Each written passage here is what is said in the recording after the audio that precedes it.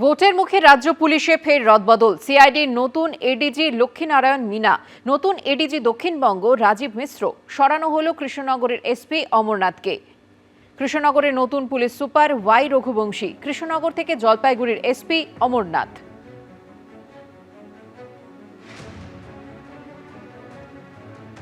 কাটোয়া স্টেশনে দাঁড়িয়ে থাকা ট্রেনে ভয়াবহ আগুন। ২ নম্বর প্ল্যাটফর্মে দাঁড়িয়ে থাকা ট্রেনের কামরায় আগুন লেগে যায়। দমকলের ২টি ইঞ্জিনের চেষ্টায় আগুন নিয়ন্ত্রণে আসে। সেই ছবি দেখতে পাচ্ছেন আপনারা, কিভাবে দাউ দাউ করে আগুন জ্বলছে কামরাগুলিতে।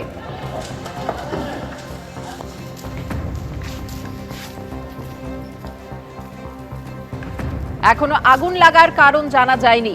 কাটোয়া স্টেশনে দাঁড়িয়ে থাকা ট্রেনে এভাবেই ভয়াবহ আগুন লেগে যায়। কিভাবে আগুন লাগলো জানবো, কথা বলবো আমাদের প্রতিনিধি রানা দাসের সঙ্গে। রানা, কি জানতে পারছো?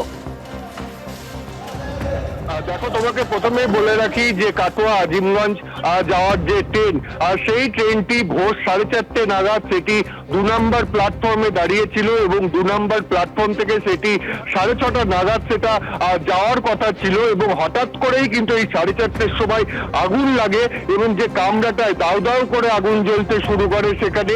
এবং যেহেতু ভোরের দিকে বেশ কয়েকটি ট্রেন ছিল, সেই কারণে কিন্তু প্ল্যাটফর্মে যাত্রীরা ছিল এবং তাদের মধ্যে আতঙ্ক ছড়িয়ে যায় এবং পুরো যে কামরা, পুরো কামরাটি কিন্তু পুরো খাক হয়ে গেছে আগুনে। এবং সেই ছবি যদি দেখা যায়, ভেতরের যে সিট রয়েছে তা সম্পূর্ণ পুড়ে গিয়েছে এবং ট্রেনের যে কামরার পুরো অংশ তা কিন্তু পুরো খাক হয়ে গেছে পুড়ে।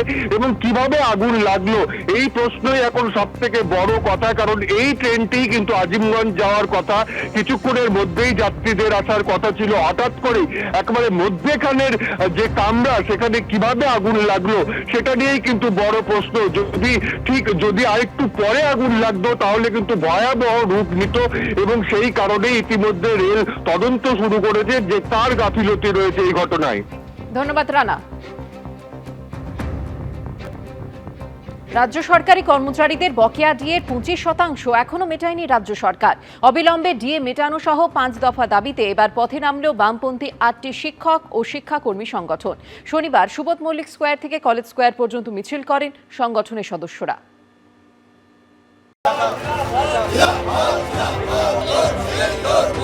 সুপ্রিম কোর্টের নির্দেশ সত্ত্বেও বকেয়া ডিএর 25% এখনো মেটায়নি রাজ্য সরকার। সেই বকেয়া ডিএ অবিলম্বে মেটানো সহ 5 দফা দাবিতে পথে নামল বামপন্থী 8টি শিক্ষক ও শিক্ষাকর্মী সংগঠন। শনিবার সুবোধ মল্লিক স্কোয়ার থেকে কলেজ স্কোয়ার পর্যন্ত মিছিল করেন সংগঠনের সদস্যরা।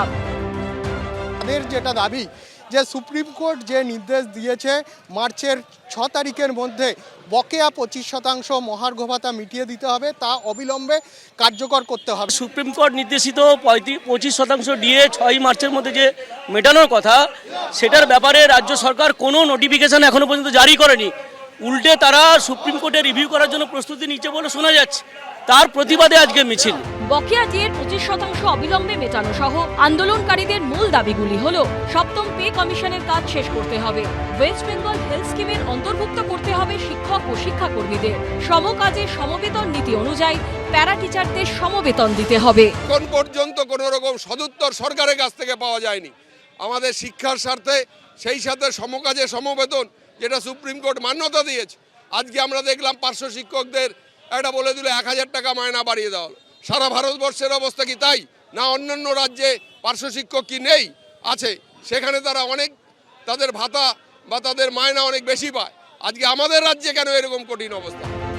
গত 5ই ফেব্রুয়ারি ডিএ মামলার রায় সুপ্রিম কোর্ট বলে 2008 থেকে 2019 পর্যন্ত রাজ্য সরকারি কর্মীদের বকেয়া ডিএ 25% অবিলম্বে মেটাতে হবে। এর পাশাপাশি অবসরপ্রাপ্ত বিচারপতির নেতৃত্বে 4 সদস্যের কমিটি গঠন করে দিয়েছে সুপ্রিম কোর্ট। 25% বকেয়া ডিএ মেটানোর পর বাকি টাকা কিভাবে কখন দেওয়া হবে তা ঠিক করবে এই কমিটি।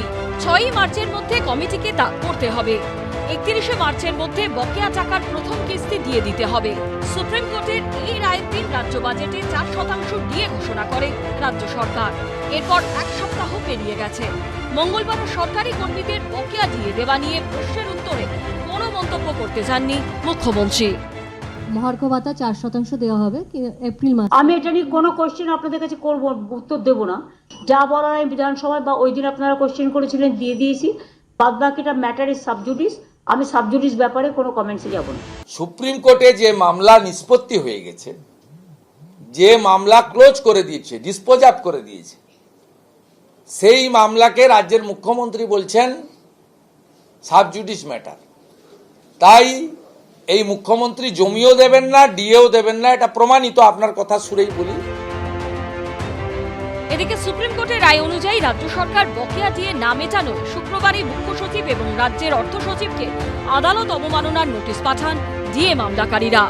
সমস্যা হলো এই কর্মচারীদের যাদের ডিএটা পাওনা লড়াই বছরের পর বছর ধরে করছে, আজকে তাদেরকে পশ্চিমবঙ্গের তৃণমূল সরকারের নিষ্ঠুরতার কারণে তাদের নিজেদের অধিকার থেকে বঞ্চিত করা হচ্ছে। দিদি এটা করছে এই কারণেই, দিদি জানে ভোটের ভাগ্য নির্ধারণ করার ক্ষমতা নেই এই কর্মচারীদের, তাই তারা মায়ের ভোগে যাক, কোনো অসুবিধা নেই। ডিএ যথেষ্ট রাজ্য সরকার দিয়েছে, যেখানে কেন্দ্রীয় সরকার রাজ্য সরকারের 1,96,000 কোটি টাকা বন্ধ করে রেখেছে। তারপরেও মুখ্যমন্ত্রী কিন্তু এবারও আরো 4% ডিএ বাড়িয়েছেন। এমন বেশ কিছু রাজ্য আছে যেখানে ডিএটা হয়তো বেশি, কিন্তু পেনশন দেয় না রাজ্য সরকার সরকারি কর্মীদের। পেনশন না দিলে সরকারের অনেকটা টাকা বেঁচে যায়, কিন্তু মমতা বন্দ্যোপাধ্যায় তো সে পথে যাননি। এখানে পেনশনটাও বহাল রেখেছেন, আবার তিনি ডিএও যথাসম্ভব বাড়িয়ে চলেছেন। এর আগে গত বছরের 16ই মে সুপ্রিম কোর্ট রাজ্য সরকারকে 4 সপ্তাহের মধ্যে বকেয়া ডিএর 25% মিটিয়ে দিতে অন্তর্বর্তী নির্দেশ দেয়। সেই সময়সীমা শেষ হয় গত বছরের 27 জুন। তখন রাজ্য সরকার অতিরিক্ত 6 মাস সময় চেয়ে আদালতের দ্বারস্থ হয়। 5ই ফেব্রুয়ারি সেই মামলার রায় সুপ্রিম কোর্ট স্পষ্ট জানিয়ে দেয় ডিএ সরকারি কর্মচারীদের আইনি অধিকার।